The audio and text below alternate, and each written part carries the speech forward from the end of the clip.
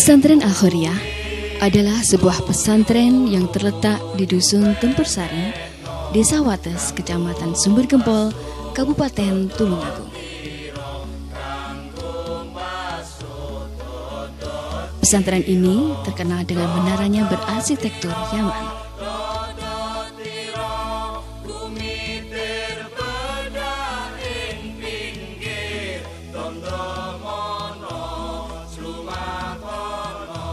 Selain menara, di dalam pesantren Al-Khoiriyah ini juga terdapat masjid yang bergaya seperti Ka'bah dan juga Masjid Nabawi.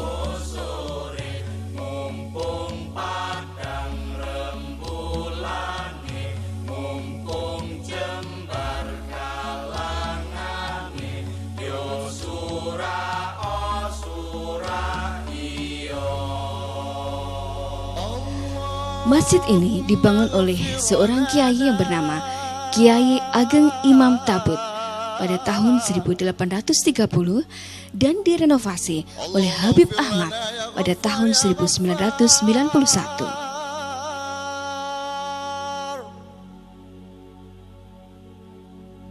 Allahumma aftah lana abwaab ar-rahmah.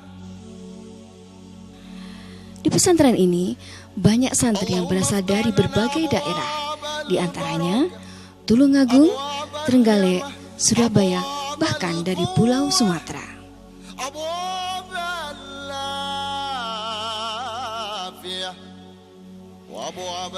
Selain pesantren, masih dalam kompleks yang sama, juga terdapat lembaga pendidikan Islam Al-Khoiriyah dari jenjang playgroup, TK, SD, SMP hingga SMK. Siswa LPI Al-Khoiriyah selain dari warga pesantren juga berasal dari warga sekitar kompleks pesantren ini sendiri.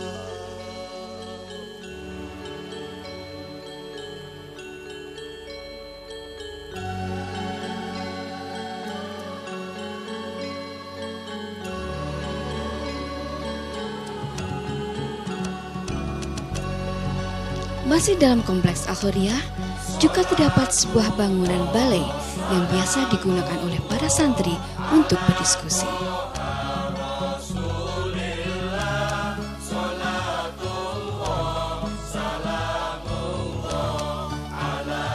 Di sebelah barat masjid juga terdapat kompleks makam yang digunakan untuk memakamkan Kiai Ageng Imam Tabut, Habib Ahmad, serta warga sekitar yang dimakamkan di situ. Setiap hari Kamis sore dan setelah sholat Jumat selalu diadakan ziarah untuk mengirim doa kepada Kiai Ageng Imam Tabut, Habib Ahmad, serta warga sekitar.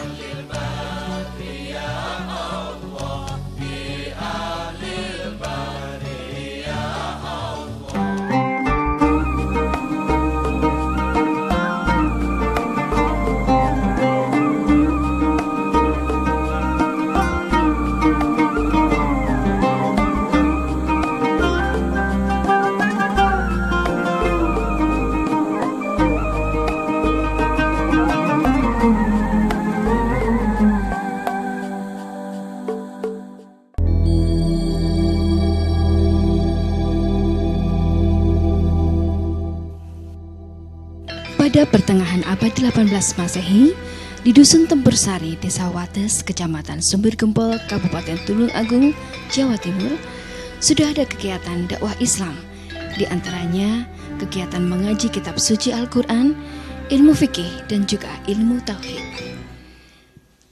Ilmu hadis dan lainnya pun juga tidak luput dari perhatian pendiri dakwah, yaitu Kiai Ageng Imam Tabut.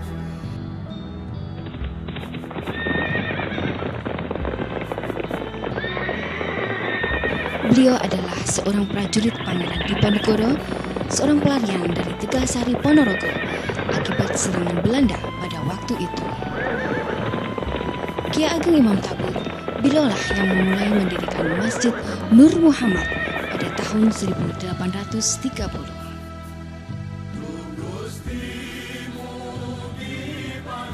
Selain masjid, beliau juga telah memakafkan tanahnya untuk didirikan sebuah pondok pesantren yang sekarang ini bernama Pondok Pesantren Al-Khoiriyah. Beliau merupakan tokoh penting dalam perkembangan Islam di Kabupaten Tulungagung. Dakwah yang dilakukan oleh Imam Tabut kemudian diteruskan oleh menantunya, yaitu Kiai Kasan Sulaiman atau yang lebih terkenal dengan Kiai Kasan Joyo. Pada tahun 1912, Kiai Ageng Imam Tabut mendapat kehormatan yang tidak ternilai karena pada saat itulah cucunya bernama Dewi Mutmainah menikah dengan Habib Salim Al-Muhdor dari Yaman, Timur Tengah, yang jika dinasabkan masih merupakan keturunan ke-36 dari baginda Rasulullah Muhammad Sallallahu Alaihi Wasallam yang akan melahirkan putra yang kelak menjadi tokoh perjuangan Islam sejati yang bernama Habib Sayyid Ahmad Al-Muhdor. Habib Sayyid Ahmad bin Salim Al-Muhdor adalah figur pejuang sejati, lahir dan batin untuk kepentingan umat Islam. Terbukti telah banyak sekali membangun fasilitas untuk kepentingan umat seperti masjid, madrasah, jalan desa, jembatan, dan lain sebagainya. Dalam hal beribadah pun, beliau juga memberi contoh mengamalkan dan menekankan kepada umat untuk beribadah sholat 5 waktu tepat pada waktunya dan berjamaah dengan istiqomah, serta tak lupa membaca Al-Quran dan bersolawat.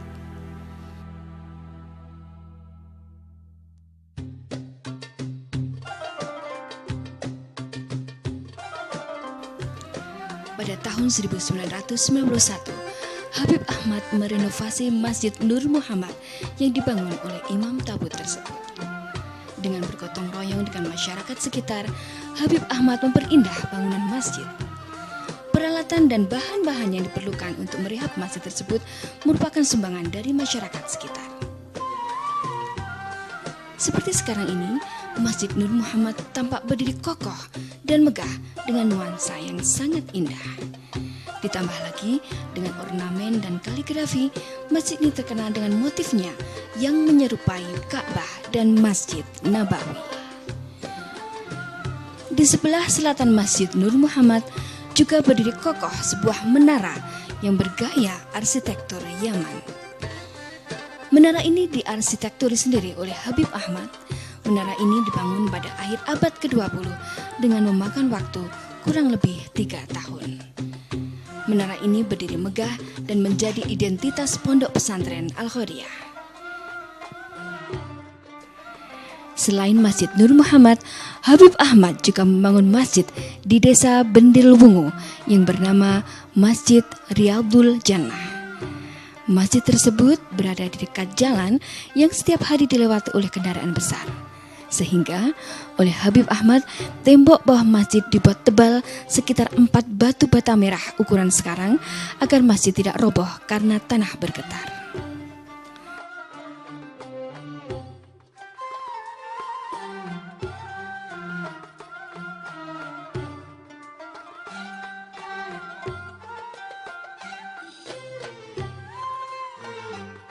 Asyhadu an la ilaha illallah wa asyhadu anna Muhammadar Rasulullah la haula wa la quwwata illa billah.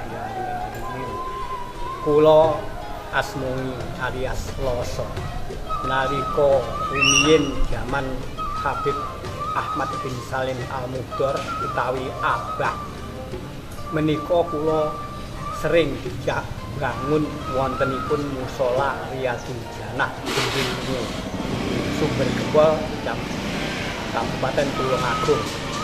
Nah, nalika zaman semanten sakderengipun dipun bangun Habib Ahmad bin Salim Al-Muhdor niku tasik musala arupi gedhek alit tur wonten ing glondhangan ngaten. Nah, sasampunipun menika Habib Ahmad bin Salim Al-Muhdor bangun damel pandasi sinten tukange nggih pokoke tiyang ingkang purun mukang nggih nyambet damel masang batu. Lah jaman semonten batune insyaallah sebagian turahan saking jembatan ngajeng menika. Lajeng wonten balung-balungan ngaten nggih dipun usungi ngantos dalu napa nggih kula kalih sak kanca kathah. Sak sampunipun mekaten sakniki wujudipun nggih sampun megah kados mekaten. Riyen niku ngajenge nggih kalenan alit gegebek telan wit telan. Dangu-dangu lajeng dipun tambahi emperan utawi serambi. Lajeng dipun pager tembok. Lah sakmenika nggih sampun sae. Dalan pun liar. Masih di Desa Bedilbungu juga terdapat Masjid Nabawi yang pembangunannya juga dipelopori oleh Habib Ahmad. Masjid ini dibangun pada tahun 2011. Tak hanya masjid, Habib Sayyid Ahmad Al-Muhdhar juga membangun jalan dan jembatan desa, antara lain jalan dan jembatan Podo. Jembatan ini berjarak kurang lebih 500 meter dari pesantren. Dibangun pada tahun 1996 menghubungkan Desa Wates dan Desa Junjung. Dulu, sebelum dibangun, belum ada jalan sama sekali. Kemudian oleh Habib Ahmad dibuat jalan tembus untuk mempermudah jalur dakwah. Yang kedua adalah jalan dan jembatan Oranyono yang menghubungkan Desa Wates dan Desa Bedilbungu. Jembatan ini dibangun pada tahun 1997.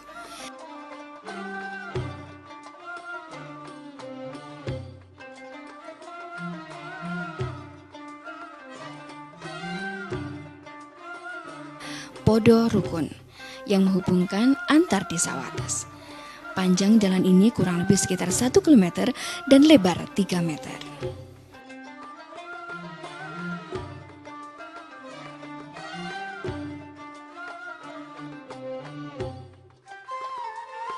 Jalan dan jembatan Podo Mukti yang menghubungkan Desa Bedilbungu dan Desa Podorejo.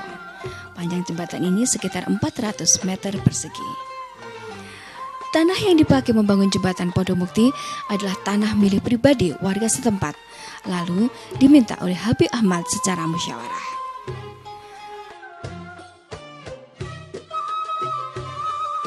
Podo Ngabdi yang dibangun pada 4 Februari 2012 dengan panjang kurang lebih 400 meter dan lebar 3 meter.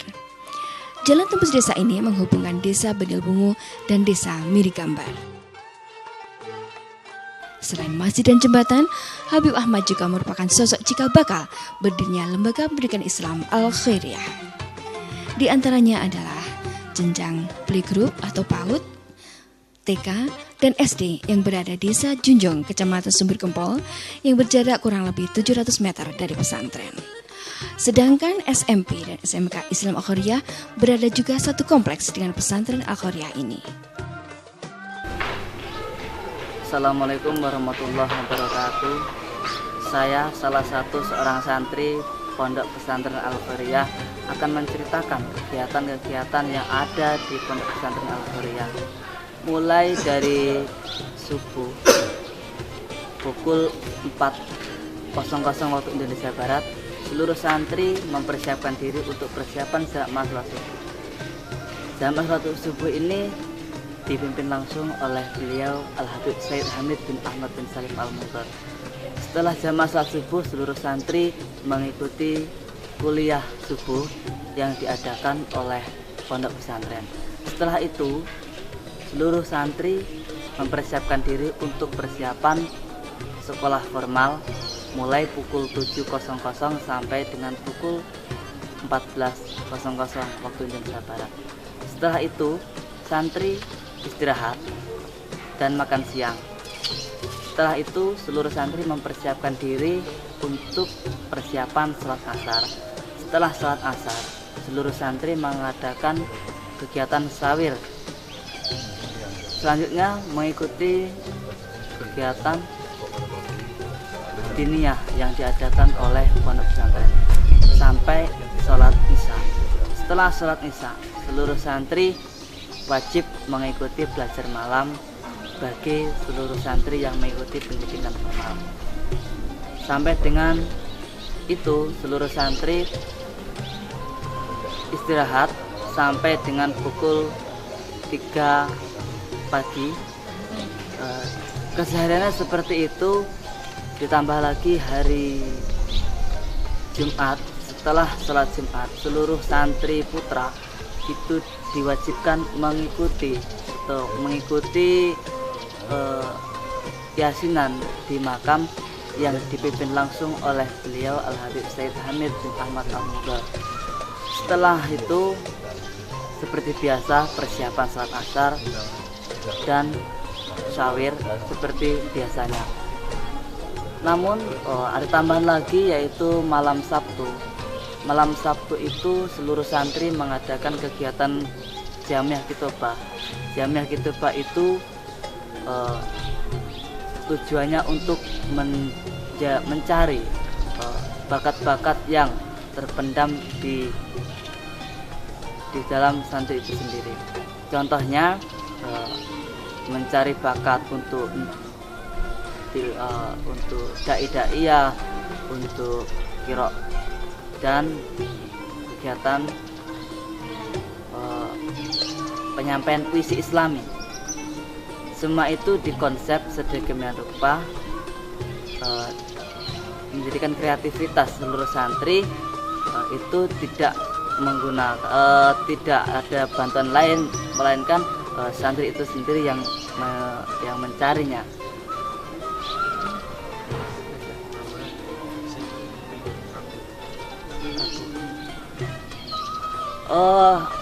Ada lagi malam Jumat. Malam Jumat itu setelah sholat maghrib dianjurkan untuk yasinan juga di makam. Setelah itu persiapan sholat isya. Setelah sholat isya, seluruh santri putra maupun putri wajib mengikuti kegiatan Maulid Tiba yang dipimpin langsung oleh beliau Al-Habib Sayyid Hamid bin Ahmad bin Sharif Al-Mughal.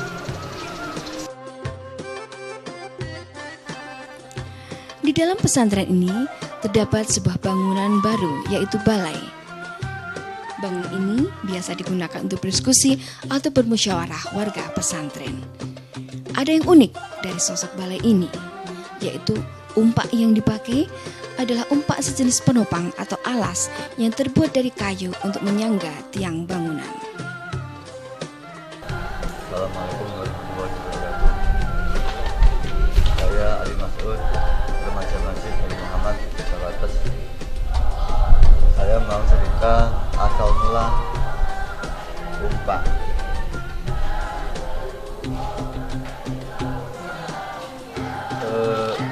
Umpak ini dulunya berasal dari desa Gedang Sewu, dari Pak Haji Masyhuri.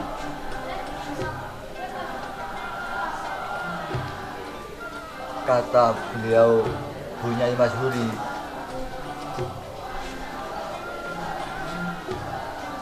umpak ini merupakan pindahan dari Masjid Al-Munawwar Tulungagung, yaitu Masjid Barat Alun-Alun. Alhamdulillah pada bulan Februari pertengahan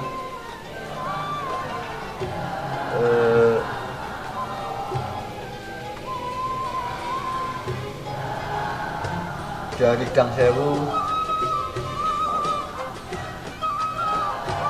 saya pindah ke Masjid Wates, dan sampai sekarang saya pasang di depan masjid atau saya jadikan pendopo masjid Nur Muhammad.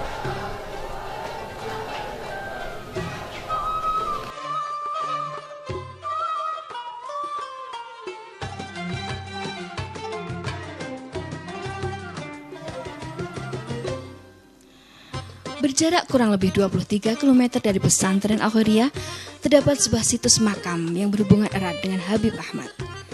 Situs tersebut adalah Makam Bedalem. Makam tersebut berada di Dusun Bedalem, Desa Besole, Kecamatan Pesugi, Kabupaten Tulungagung. Jika ingin menuju makam Bedalam harus melewati sekitar 115 anak tangga. Mengapa situs ini bernama Bedalam? Karena dalam bahasa Jawa berarti rumah. Bedalam artinya adalah Daleme Rojo atau rumahnya raja. Diyakini makam tersebut adalah makam dari Raden Said atau Sunan Kalijaga. Makam tersebut sekarang diurus oleh Pak Hashim, seorang mantan preman pada zaman dulu yang kemudian insaf dan menjadi santri Habib Ahmad.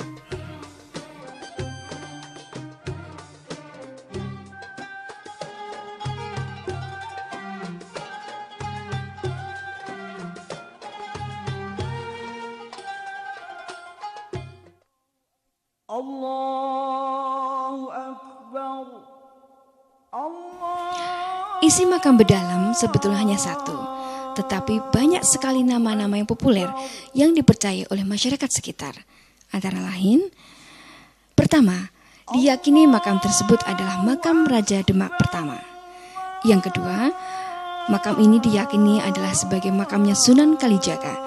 Hal yang mendukung bahwa makam tersebut adalah makam Sunan Kalijaga adalah banyaknya pohon kolang-kaling di sekitar makam. Yang ketiga, makam ini diyakini sebagai makam Pangeran Benowo. Dulu, daerah makam tersebut adalah berupa rawa-rawa. Kemudian ditinggali oleh seorang pangeran yang kemudian dikenal dengan nama Pangeran Benowo atau Pangeran Rowo. Di samping makam Raden Said atau Sunan Kalijaga, terdapat 9 prasasti yang berbentuk seperti makam. Prasasti ini menggambarkan seorang sunan yang harus memiliki 9 bidang ilmu. Situs makam Bedalam dibangun oleh Saifuddin Zaid. Beliau adalah mantan Bupati Tulungagung.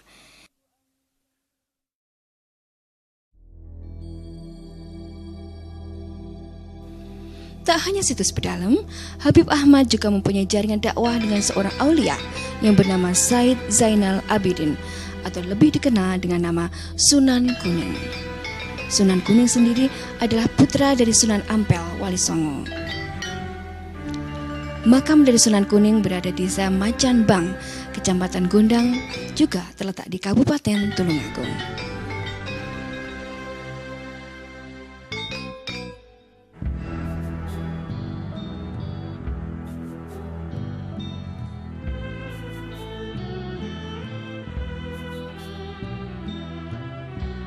Sebelum masuk ke dalam makam, para peziarah harus melewati pintu yang dibuat sangat rendah. Pintu tersebut mempunyai filosofi yang berarti bahwa kita harus merunduk atau menghormati seorang aulia besar seperti sosok Sunan Kuning. Makam tersebut masih berada dalam satu kompleks Masjid Tiban Macan Bang.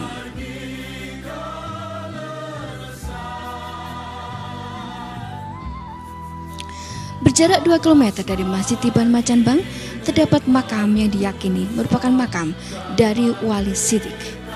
Beliau adalah ayah dari Imam Tabut, yaitu sosok cikal bakalnya pesantren Al-Khairiyah. Sampai sekarang, makam tersebut dirawat secara bergantian oleh warga pesantren Al-Khairiyah.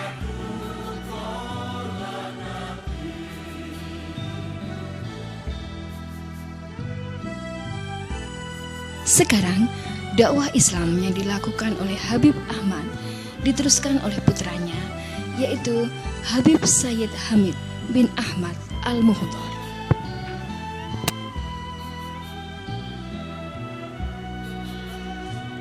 Kiai Ageng Imam Tabut dan Habib Sayyid Ahmad Al-Muhdar mempunyai pengaruh besar terhadap perkembangan agama Islam di Kabupaten Tulungagung. Ajaran yang diperjuangkan adalah menyeimbangkan antara semangat bekerja dan beribadah sesuai dengan akidah Ahlus Sunnah wal Jamaah. Selayaknya kita dapat mengambil manfaat atau nilai positif dari jasa-jasa beliau.